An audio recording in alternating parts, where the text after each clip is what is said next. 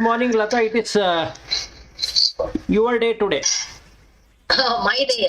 It's your day. Kerala breakfast is puttu. No. I have not prepared puttu.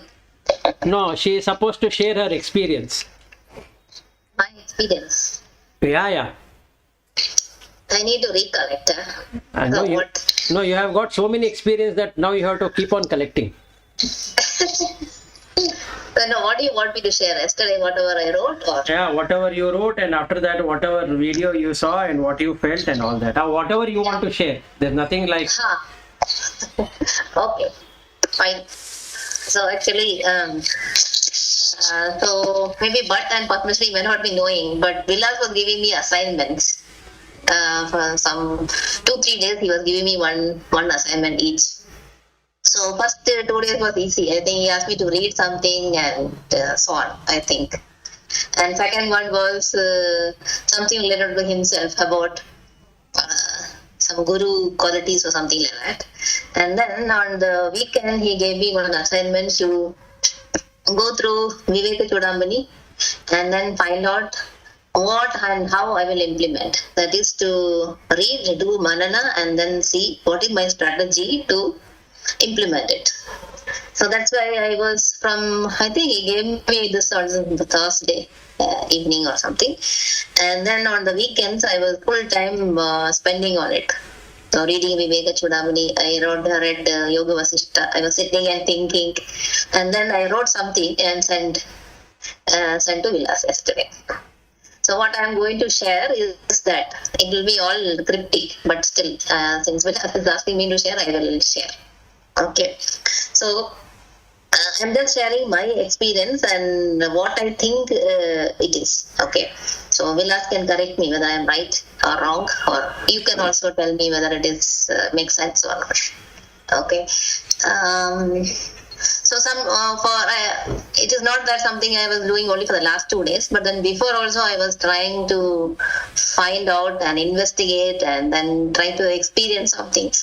So in that when I was I don't know when it struck me, but then during one of the meditations or when I was pondering over it, I felt that I could touch the subtle eye within yourself, or within everybody. You have that subtle eye which says I.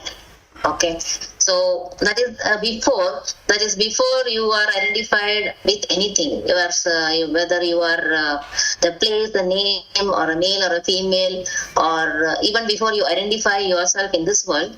So that one, that subtle eye which make you aware. So that's all I can say. So then I felt this essence is there everywhere, and it is the same in all human beings, in plants, in animals, living beings. I keep observing Bruno. I keep observing my husband. I keep observing my daughter. Those are the people I can see today, every time.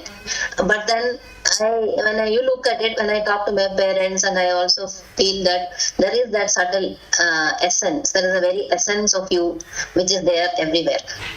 Okay, and then that is something which is my experience. Then the other intellectual understanding is this is the essence which holds all the elements together behind, and there is that essence which is behind the subtle eye, which is holding it together. Okay, so then I was also trying to be in this. When you are touching this, it is not that every time I am able to touch this, but whenever I am touching it, you will immediately get that blissful feeling.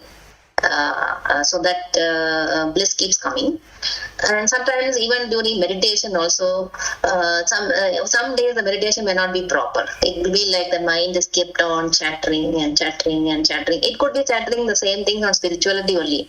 Whatever I have read or whatever I have heard or things, it keeps on chattering and chattering and chattering. And sometimes I don't know what happens. Sometimes it suddenly becomes still, like somebody has pulled me from that chattering and then kept me somewhere and then released.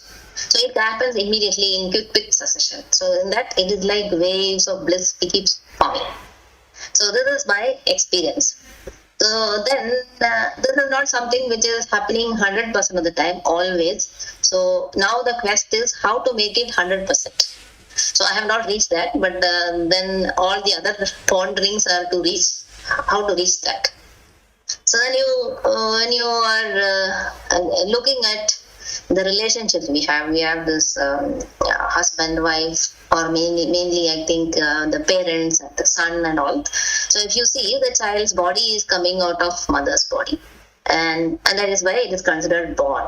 But that is a physical body. But inside that you have the subtle and the casual bodies, the Karana Sharira and the Sukshma Sharira.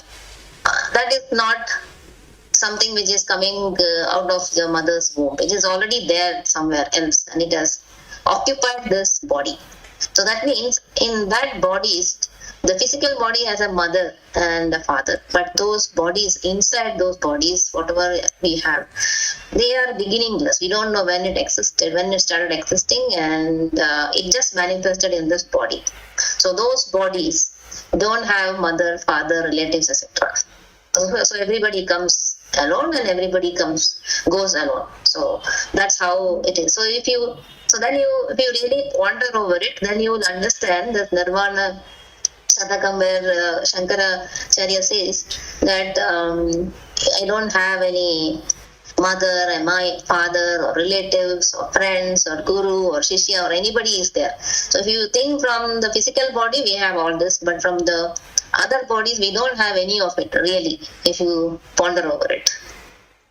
Okay, so then Vilas was talking about all these senses and sense objects and how to disconnect, and whatever he has been telling, I understand intellectually, but then I'm not able to follow, even though I try to practice whatever he was trying to say, that the objects are falling off when you walk.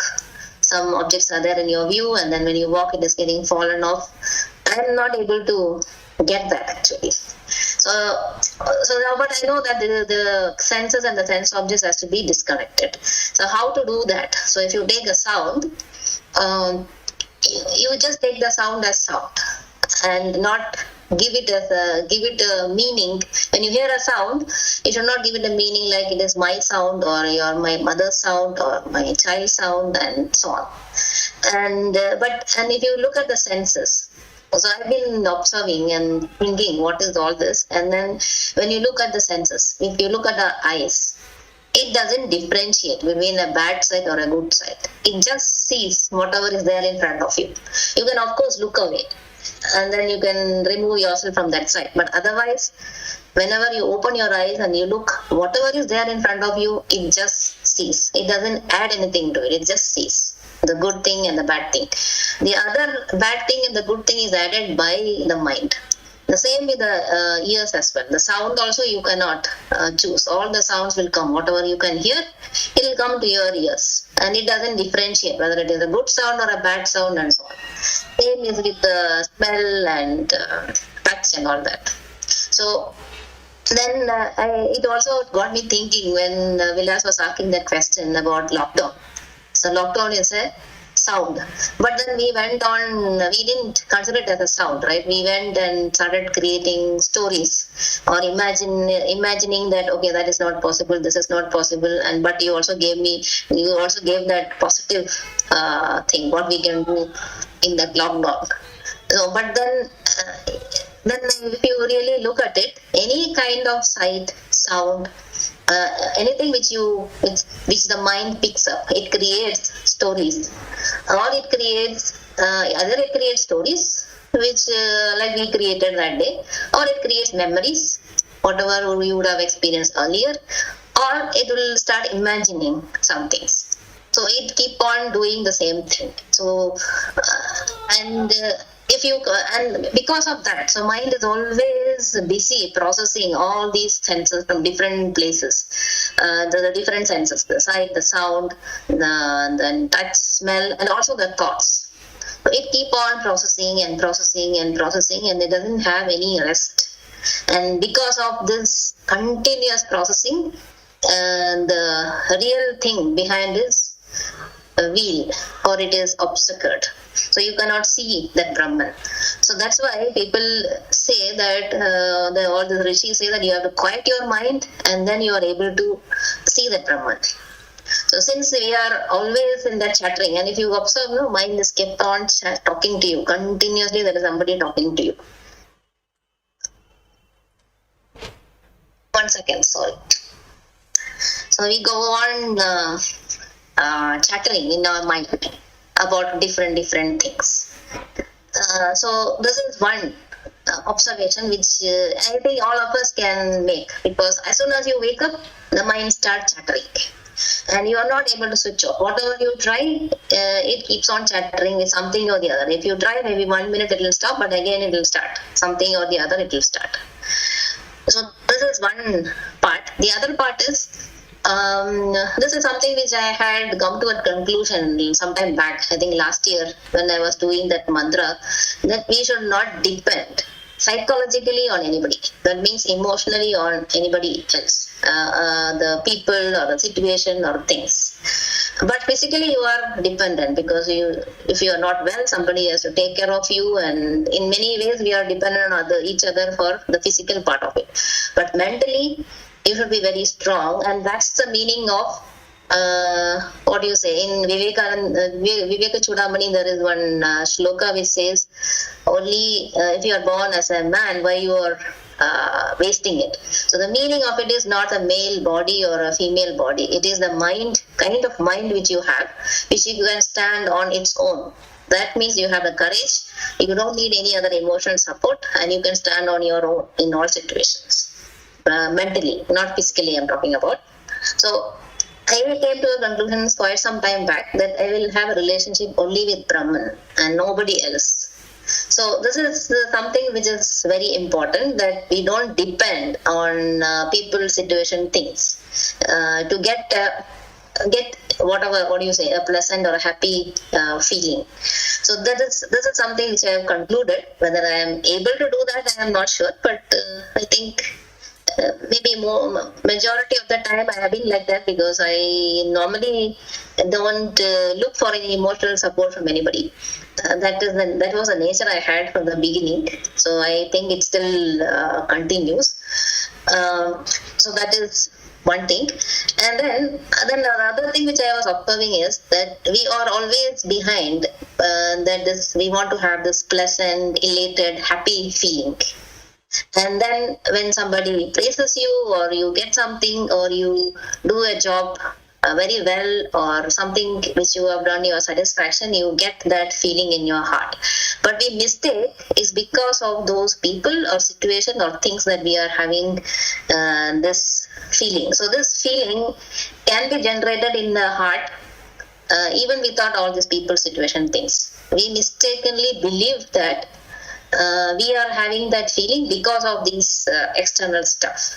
So if you are able to understand that we are not looking for these people and situation and things, and actually looking for this happiness which you get inside, and that's also a difficult thing. It will be very difficult for you to recognize that this is the feeling you are looking for, not actually those things. So then it is easy that you can find that bliss within you, irrespective of the people, situation, or things. So this is the second, the other conclusion I made some time back. Okay, so then what should we do for getting into this state? So one thing is, whenever you are having interaction with the people, so this is what I also trying to practice.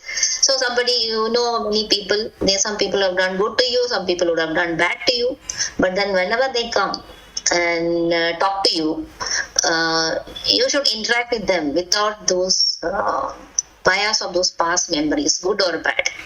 Just interact with them and then stop it. So I think I have been able to do that, because somebody comes and talks to me, I forget about, even if somebody has done bad to me, I talk to them, and then after they leave, then I remember, okay, that person has done that to me. So this is something which I have to correct myself, so that after the interaction is done, you just leave it and not allow that even afterwards also to creep up, whether that person has done good to me or bad to me and so on. So it is like stopping at that interaction level. So this is something which I have to practice. And then the other thing is, after the transaction is done, after the transaction is done, then whatever you for any even in the office things, you do something and then you should not ponder over it in your mind whether I have done the good thing or whether I have done the good thing, whether it could have been done different or not. Just do it and leave it. So don't ponder over it in your mind. So this I am doing for office related things, but not for the others. There are other times I personally some things which I keep pondering over. Then I was also looking at the site. So the site I really dislike is the cluttered house, the dirt in the house and so on. So the moment I see it, I get irritated. But then I have controlled it to a large extent during the lockdown time. And but sometimes still that irritation creeps up. So the thing is, you see something which is cluttered or unclean or whatever, so just go clean it. That's it. So that's what I'm trying to do. And then another thing is how to cut this mental chattering, story creation, imagination, recalling memories, and so on. So this is something which is I don't know how it is possible to be shut off. Only sometimes, maybe for a few seconds or maybe a maximum or a minute, you can get it while you are meditating, or maybe you are deeply engrossed in some things.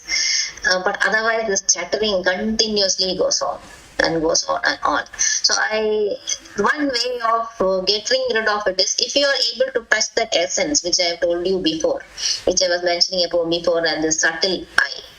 If you are able to touch that, then the mind stops. It stills for some time, and even the breath stops. In that, you will feel that bliss.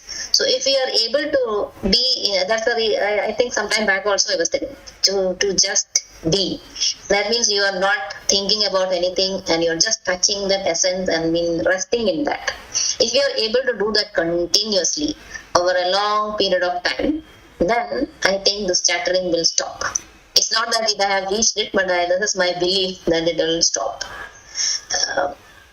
So this is one thing. The other thing is keep on observing the impartiality of the eyes, ears, nose. They all see everything, whatever is there, just as is. And it doesn't add anything extra into whatever you are seeing. But as soon as the mind comes, it adds all the other impurities, labels, and so on. So from my point of view, the senses are already divine.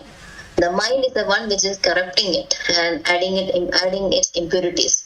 Otherwise, it is just doing its function. So that's the way we also have to make our mind. It has to do its function, but not try to add those kind of impurities. So now the question is how to kill the mind. So that is not an easy task. If you have to kill your mind, that means if you are successful in that, then you have reached liberation already, or very close to that. So, but then even you clean up all your impurities in your mind and everything, but there's still that subtle I will remain. And how to do it? The only way to do it is keep on having resting in yourself, the subtle I, and then that bliss feeling the mind has to get addicted to. And then when it is addicted to very strongly, then it would like to sit there always and not come to this material, normal transactional world. And so then the mind will rest over there. So unless and until you give something interesting to the mind, it will not accept. It will keep on going behind the other things. There are a lot of other interesting things around. So you have to keep on pulling the mind. I think that's the effort which is needed. So you have to keep it resting into that and then feel that bliss always. So, and initially it takes effort. It is not that it comes, you sit and then it just like that switches on and comes. You will have to get into that kind of mode and then you slip into it. But then one time will come when you are able to do that effortlessly, you will always remain in that. So once you remain in that, are able to remain in that for a long period of time, still you will not be able to reach that samadhi state. Or if you are able to let go of this subtle I also, only then we are able to go into samadhi. I am not able to go into samadhi because I have gone many times to the brink of it, where I was about to feel that I am losing myself, and then my mind got some fear and it came back. So many times, so I am not able to let go of that mind at that point of time. So I don't know how to do that, but probably somehow it will click, is what I think. Continuously trying to do it, and it's also that I am not continuously doing all the time this just be, because that is not a natural state for me yet. So only when you reach over there, and then last somehow you have to get over that fear and you have to let go. That is a real surrender. Then all things will open up and you will reach the other side of it. So this is what I wrote to Vilas, and then he has asked me to watch 2 videos what he has talked about on Buddha teachings and so on. So one of them I watched, the other one I watched half of it. So one thing which struck me in one of the videos he was mentioning is about about father, mother, wife, daughter, all these relationships. So actually what's happening is that when you see your daughter, so when you see a daughter, you see a form and a figure and a sound and so on. But then what identifies it as your daughter is a feeling inside the mind. The mind creates that feeling it's your daughter. And it creates a perception that it is your daughter. So that is the only, and that is remembered, and that is brought back whenever you see that person in front of you. Similar to whatever the senses which we see, the sight which we see and so on, the same thing. So you see the sight of your daughter's body, and then the feeling of daughter is created. And it doesn't stay for long. It is not that full time I'm thinking about my daughter and my mother or whatever. It is only when something is remembered that comes up. So then it looks like very fleeting actually. Whatever relationship you have created, it is just in there in the mind, and because of that, and that feeling and the form is associated, similar to many other sounds which create stories, the same thing also appears. So that is something which struck me on whatever video Vilas was sharing. So I have to ponder over it, and then probably I will get over this feeling of relationships probably. So, okay, so that's what I want to share. So your comments, it looks like some random ramblings or... My comment is you are fit for now giving spiritual talk. Very nice flow, experiential, and a very good effort. Yeah. Yes. Nice to hear about your efforts. Yeah. Lata, it's very clear when you're talking, no? There is a continuous effort that you're making to be there is very clear. So, and you're assimilating everything into one, and I don't think you have any confusion about how you should move forward. It's only a question of effort is what I feel. Your mind, there is so much clarity in what you want to do. Meaning how you want to go through this journey. That clarity is there. So it's only a question of now how to continuously do it, and how the effort should be spread over 24 hours. So that is the only thing that is remaining is what I feel. Yeah, correct. Good one, Lata. Okay. Thanks to you, Vilas. You are giving me assignments. Yeah. That's the only way to grow. There is no other way. Yeah, correct. Otherwise, we will not break that usual way of living. Correct. So we need to do something different. Anyway, good. Very nice. Yeah. So let's go back to what we are yet to finish that Buddhi Yoga 57. So now they're out of the 4 things, Sankhya, Bhakti, Karma. He is talking about Buddhi Yoga. So the most difficult is Sankhya, because here it is a direct path. Just like what Lata was informing, that you cut all the senses and the sense object, then neither you will grieve nor you will enjoy. Both are gone. That subtle intellect also is gone. So there is no intellect anymore. It's only the consciousness which is there. So that is the aspect of Brahman. Meaning that the mind just shuts down. There is no mind. So when there is no mind, there are no feelings. If there are no feelings, there are no perception. So one of the important thing about Buddha teaching versus Vedanta is Buddha explains about what is this feeling and what is the perception. But that is not explained here. And you need to find a way of finding that feeling what you're getting and the perception what you are trying to get into. So if I were to use a Kannada word for feeling, it is anasike. I feel this is like this or like that, and that is the feeling. That is a fabricated feeling what is created by the mind. It doesn't get there. Including this Covaxin or Covishield debate or government debate or political debate or any debates, anything, whatever we try to identify is a feeling. It's just a feeling. You feel that you have to interact. As soon as the object is seen, we try to feel it and perceive it. So the moment you feel, there is a perception that this is good and this is bad based upon the previous experience of that individual or the experience or the personality and all of that. So what Sankhya teaches is to let go of feeling and perception. Then you are directly Brahman, not in touch with Brahman. You are Brahman, and that's exactly the words what Shankara used, Aham Brahmasmi, because there is no thing other than Brahman anywhere. So this is the best thing if it works out for anyone. I only hope it works out. If that is not happening, but you wanted to say something? One point, you are mentioning that in Buddhism it is clearly explained, it is not there in Veda. But Aham Brahmasmi, Shankaracharya has clearly explained, right? Path up to there also.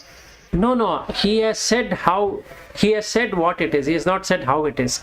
If anyway, we are going to go through the Viveka Chudamani sometime later, and then you will get to see what should be done. So the benefit of Vedanta, the greatest benefit of Vedanta is that you can find your own strategy to get rid of the mental feelings. Whereas in the case of Buddha, you have to accept to what he says. So you don't have a choice, meaning you can't work out on your own saying that, okay, let me find my own thing. You have to go by what he says as a process.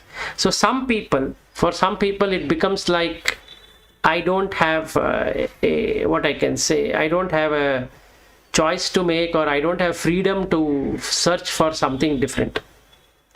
Whereas Vedanta caters to that. Vedanta doesn't impose anything.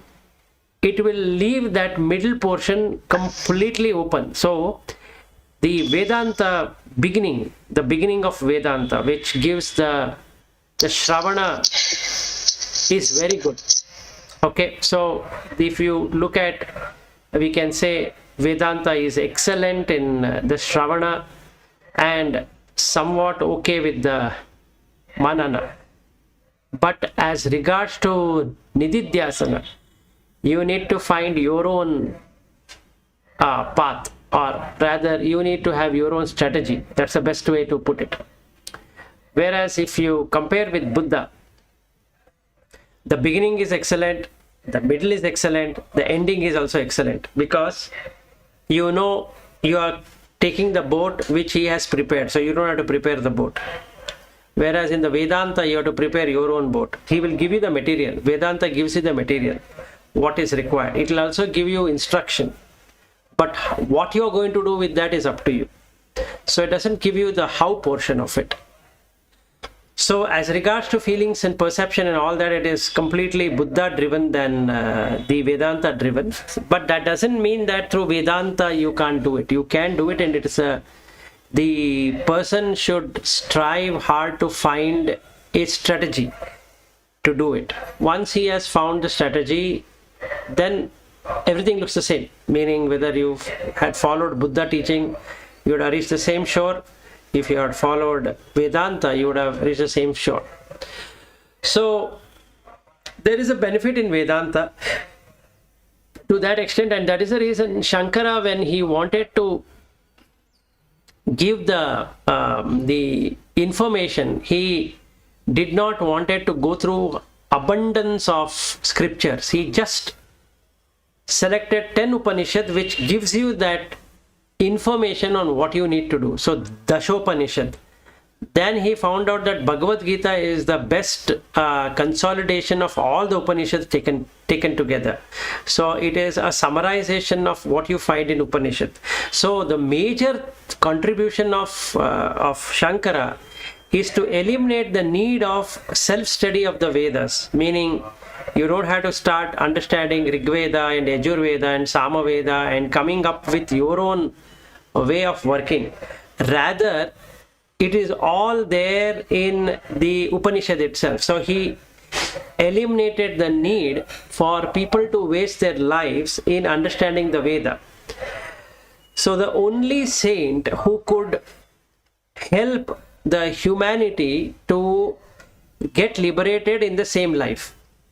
There's no other saint in the Vedantic tradition who has ever done it. Meaning, if you follow Shankara to the last dot, you should be able to get realization without any problem. Liberation, you have to find your own strategy. So this is the thing of the Vedanta. And what Krishna has done is phenomenally very good. For people who want to study a lot of things, Krishna has cut completely of that. He has eliminated the need of study. You just have to study Bhagavad Gita, and those people who want to get into liberation, they just have to get into the Brahma Sutras. So that will give you the idea of how to prepare your own raft to cross across. So now Dashopanishad and Bhagavad Gita will help you in realization. Not the 18th chapter, the before the 18 chapters, from first chapter to 17 chapters will help a person to get completely realized to an extent that he will see himself as consciousness, burdened by this body, burdened by the relationships, burdened by everything. So he sees the dukkha in that. And that is the starting point of Buddha teaching. Okay, so if you look at realization, both Shankara, Krishna and Buddha will give you perfect view of how to realize. What to realize is that you are the consciousness. There is nothing else other than consciousness. And then, but the mind comes in between because it has life, it has birth and death cycle.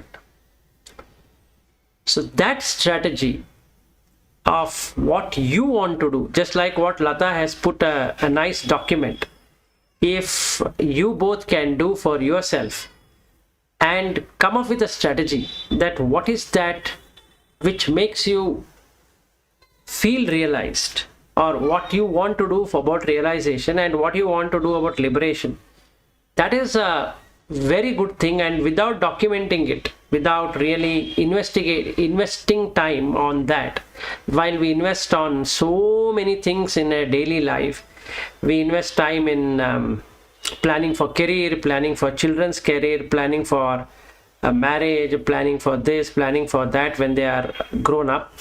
If they are not grown up, then how to bring them up and this and that. So we have tremendous planning, but we have no planning at all for death. Meaning we presume that we are not going to die so soon because I'm taking care of my health, I'm taking care of this, I'm taking care of that, and then God will save me, so I have children, and I will not be dying at this age or that age. And then ultimately we plan for our children, wife, husband, house and all that, but we have never planned for spiritual. So if we can do it, then you get 4 things. You can do it by Sankhya, you can do it by Bhakti, you can do it by Karma, and 4th one is the Buddhi Yoga. So this is the beautiful part of Bhagavad-Gita, where it lays down what you should do, how you should only find out. The only lacking portion of the Upanishad and the Veda and the Bhagavad-Gita and all that, or rather it can be called as a strength rather than the weakness, is that it doesn't tell you how you should do it. You should do it yourself. There's nothing like you can fall back on somebody. So then for those people who cannot fall back on that, had to find a suitable teacher. So if the teacher comes, it's good. If the teacher is not there, then it is very difficult, because as a student, the person doesn't know how to do it, how to pass the exam. He doesn't know. He only knows that he has to pass the exam. So out of these 4, Sankhya, Bhakti, Karma and Buddhi, you need to know what works for you. If you think Sankhya works, beautiful, go ahead with that. If you feel Bhakti works, put the 40 qualities of a Bhakta as in the 12th chapter and it works. If you believe in Karma, then just do, don't take anything. And now we are coming into the Buddhi Yoga. Now you should, like what Lata did, you have to let go of the subtle intellect. So mentally, that is from the mind, you renounce all of the actions. That bliss, what she experienced, is this Brahman, where the discrimination, meaning you will leave everything. That 1 minute or 5 minutes or whatever minute she experienced, when that intellect also is gone, it is just be or just there. And that is the state of this Buddhi Yoga. Now, like she said, she has to fix it all the time. Mat chittasya satatam bhava. Or like what Padma Shri informed to Lata, that only you exactly know, your mind is very clear on what is required. So 24/7, if she can do this, then it is Bhakti Yoga. Then it is Buddhi Yoga. So you are switched off the intellect. Because the intellect, Viveka, is driven by the consciousness, not by the Buddhi.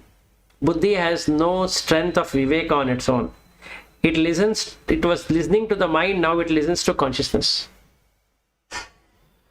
So, Lata, if you can do this all the time, you will be in bliss, irrespective of the outside situation. Because your Buddhi is now merged with the consciousness, or Brahman. So you are in there. Yeah. So, Dukkha Samyogam Viyoga. Yoga of disunion from the union with the sorrow. So, from the Viyoga, you have gone to Yoga. Normal transactional world, including all relationship, are Viyoga. Because we are going to lose every given person we already know, because it is connected to body. So if I am interacting with my wife, the my will go away as soon as the wife will go away, so I am cheated. So if I am attached to my mother-in-law, and that means when she goes away, the my is gone. That means my happiness is gone, basically. That That stillness of the mind is gone. So the intellect is connected to mind. So it is in sorrow. So I think we covered this in the 8th chapter, when he calls it as a Buddhi Yoga. Buddhi Yoga Dhananjaya. So if you can let go of all relationships, whatever it is, your buddhi will merge with consciousness. You should not be recognizing a daughter or a son or a mother or a father or a brother or sister or whatever, because you're only doing it through the body. There is no father or mother or anyone at all except for the body. And the body anyway is dying every 4 hours. You have to give food to it. So if you look at the buddhi, it is manda buddhi, or it doesn't have intellect actually. Whereas if you see from consciousness, we can see that without food there is no body. So that means if I say I have a son, that son label is created based upon the body. Actually there was no son in the first place. So I'm just calling somebody as a son, and I can call any other person as a son. The only difference why my wife will be not happy if I call some other person as a son is because this person has come out from her stomach or from her uterus basically, or rather her body. So now she feels that this person is my son. That's a feeling. But actually the person who entered, we don't even know who the person is. So using buddhi you can remove it. So you have 4 things in this. Then we will come to the 58th verse. We'll start on the ego. What is that ego which will say I am? So mat chittaha sarva durgani, that is obstacles. That means if you is removed and only consciousness is there, or I is removed and only consciousness is there, then it's the grace of the consciousness. But if the mind comes into picture,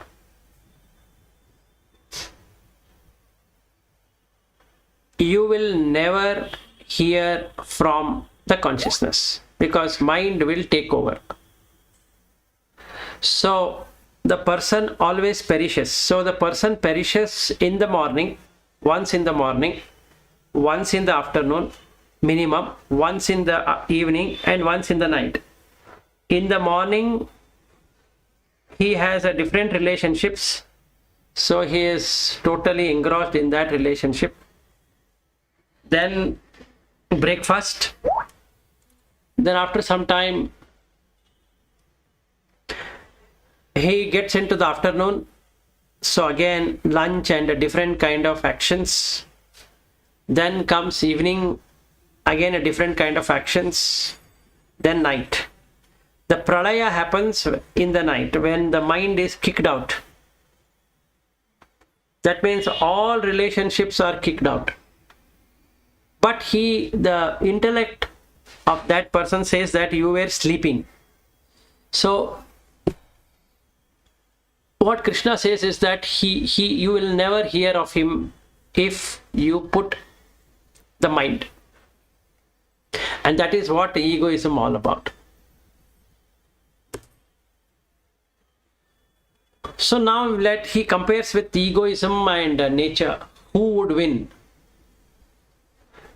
Yat ahankaram ashritya.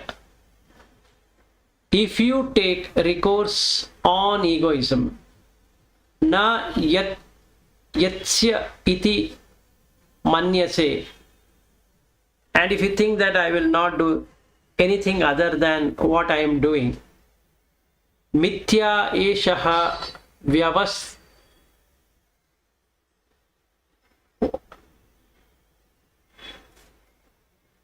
1 minute.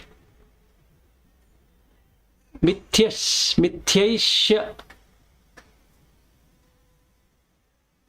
eshaha vyavasayaste te prakritihi tvam niyokshyati. So if somebody says that I will not do what I am supposed to do, then the nature will ensure that you do exactly the same thing what it wants you to do. So that means you don't have a choice. So the nature wins.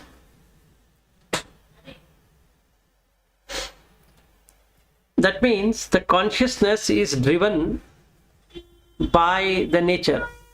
So the mind will be pulled to do actions which nature wants you to do. That means, let's say, in the morning, if I say I am not going to get up, you ultimately have to get up. Then if you think that I will not prepare breakfast, you ultimately have to prepare breakfast. Then if you say that I will not prepare lunch, you will be forced to prepare lunch or go out and eat lunch or whatever it is, it will make you do that. Then in the evening, if you feel that I will not do this or that, you will end up doing what exactly you did not want it to do. So that means you have to fight. That is the dharma of the Kshatriya. So he has to do it. So if the nature of the person is a Brahmana, he will definitely go behind finding Brahman. No matter what lures him or whatever, he will not be there. He will not be interested in that. If the person is a Vaishya, any investment plan or anything that will make his money increase, he would do it. And any person who wants to work for somebody, irrespective of whatever that title or role or designation is, that person will do it. So the nature will ensure that the ego has to submit to nature. There's no way that ego can stay on its own. Then the verse 60.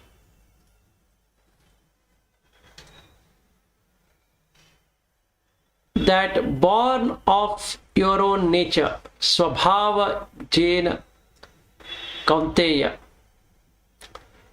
nibaddaha svena karmanaha. That means your karma, you have brought it along with your birth from the nature.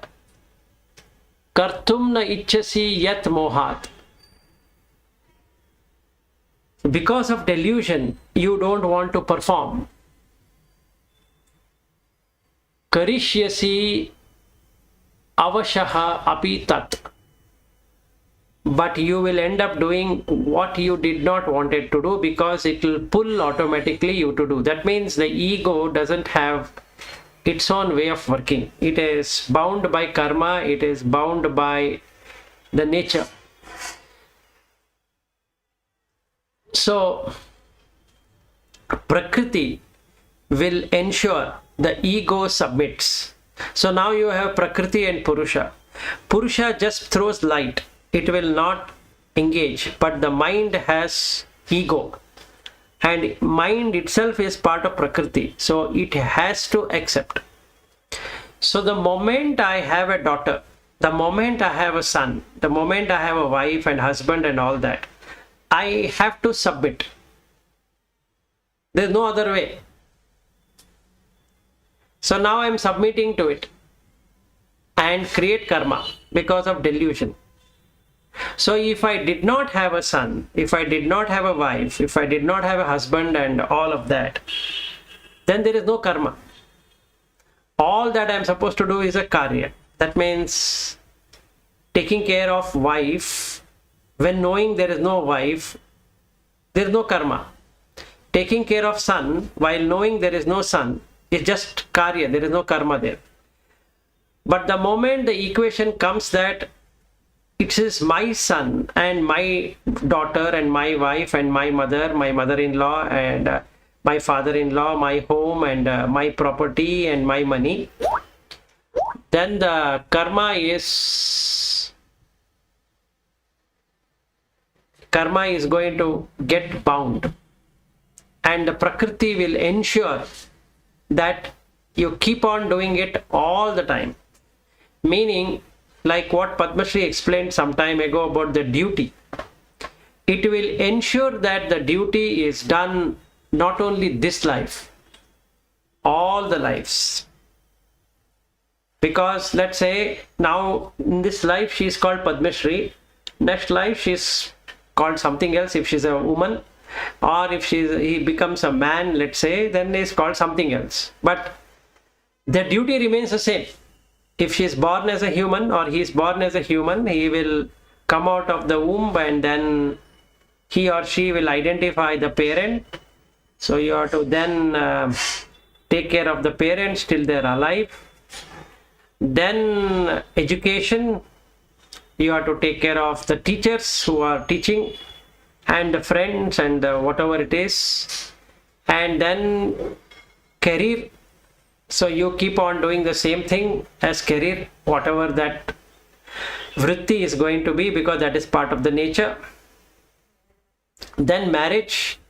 So if you're a girl, then you get married at one age. If you're a boy or the man, you get married at another age. But basically when you get married, you are going to have children for sure.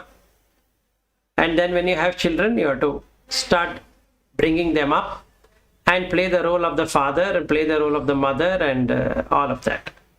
And if siblings, then you are having sisters or brothers or whatever it is. So this cycle, delusional cycle, is going to continue. So if you look at delusion and karma, you will end up doing what you did not want it to do. Because the ego says that, look, they are my wife and they are my, this is my wife and that is my son and this is my daughter and father and mother and all that. So Shankaracharya asked that question in the Bhaja Govindam, Kate Kanta Kaste Putra Samsaro Yama Atiba Vichitraha, because if unnecessarily calling somebody as your father and mother, doesn't mean that you should not have a relationship as a father and mother. You should. But getting attached to somebody as a body and getting into a very veiling position that you cannot live without them is the delusion. So when the delusion comes, it is illusory, it is fictitious, and the intellect is not able to discriminate. So it suffers. So 61st verse, he says that whatever is there is just a puppet show. Ishvaraha sarva bhutanam hridishi arjunat tishtati brahmyanyasya sarva bhutani yantra arudhani mayayaya. So this Ishvara resides in the heart of everyone,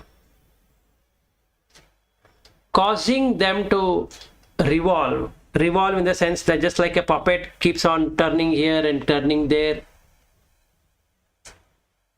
And that yantra, what is he holding? So when you lift a hand, lift your head, lift your tongue or whatever it is, that is done by consciousness but gives an illusion that you are doing it. So you are the doer, and that person does it out of his illusive and the Brahman is able to do that through the illusory power, and the mind starts believing that I am doing it. So this is the problem with the mind and the ego. I think we have only 3 more minutes, so let's continue remaining tomorrow. Any questions or anything you want to comment?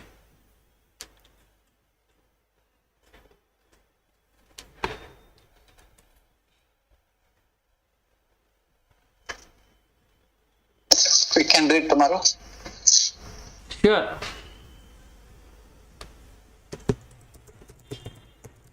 Okay. Fine then. Today's discourse was small. Discourse was? Smaller. Yeah, But he has covered slokas. I've covered the slokas. And anyway, you had a very good experience. So that covers up majority of the thing what I wanted to talk about. Yes. That's nice. Nice experience. Yes. Yeah. Uh, you have stopped the broadcasting. I want to say something. 1 minute. Then I will stop the broadcasting. Corporate. Yes.